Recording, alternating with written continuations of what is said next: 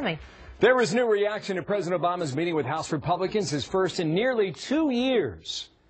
The meeting part of a new push to reach a deal on the budget.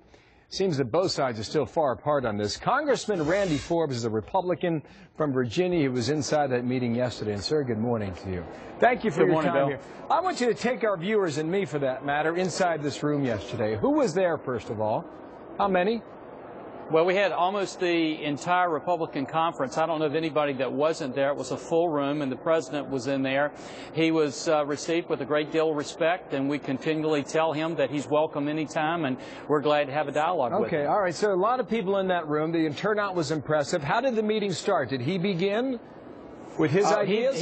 He had a very short opening statement, went right into questions. But the questions, I think the people have been pre-selected that were going to ask the questions. So I think he had a little bit of a tip-off as to what the questions were going to be. But it was still a good dialogue. All right. Did you get a chance to ask a question?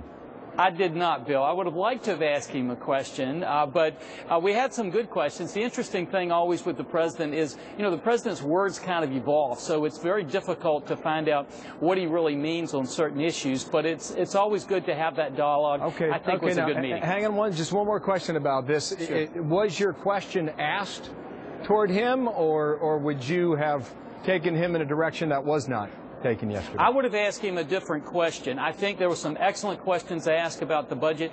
I would have asked him some questions about national defense, since I chair the Sea Power Subcommittee.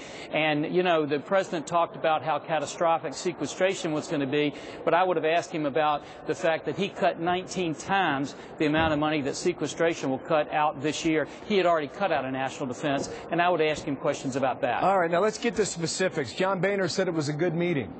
Would you consider it a good meeting?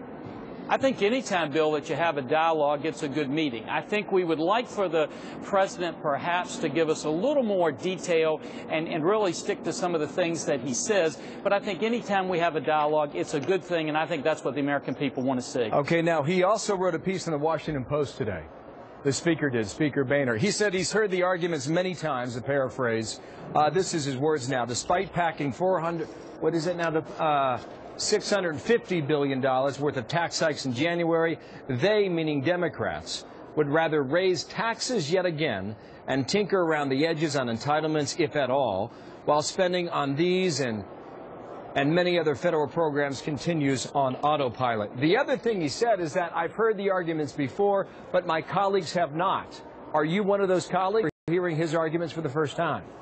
No, I think, Bill, most of us have heard those arguments over and over again. I think one of the things that we'd like to see is the president to make some firm commitments and stick to them. I mean, just for the president to come out and say that he believes that we should balance the budget would be a great thing. For the president to come out and be consistent. I mean, he came in there, for example, Bill, and told us that he recognized that we were all good people, we were good neighbors, we loved our country, we wanted to serve our constituents.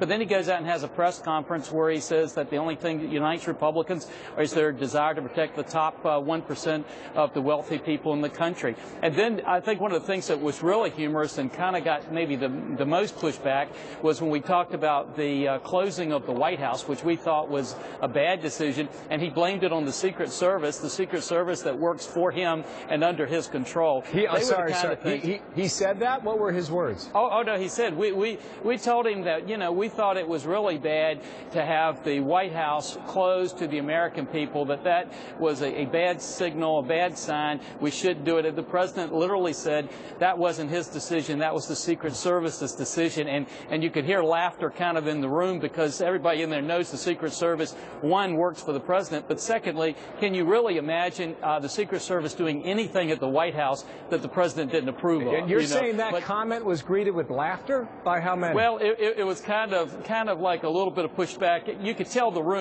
didn't agree with the statement that it was the Secret Service's fault. Did he mention, as he did in that ABC interview with George Stephanopoulos, that the debt is not the real issue? facing the U.S.? Well, he definitely said that he didn't feel that that the budget could be balanced, that we didn't need to address that right now as a top priority. And one of the questions we tried to get him to say, Bill, was exactly whether or not he thought balancing the budget was a proper goal, and he didn't agree with the 10-year plan to do that. How many years did he think we should have to balance the budget? And the answer? And he wouldn't address that. He wouldn't address that. No year stated. That's right. No, he didn't say anything about that. He fascinating just kind of insight. moved on. Randy Forbes, thank you for your time. We're going to talk to other colleagues and also get a reaction from the White House on this as it continues on the Senate side today. Randy Forbes from Virginia on the Hill.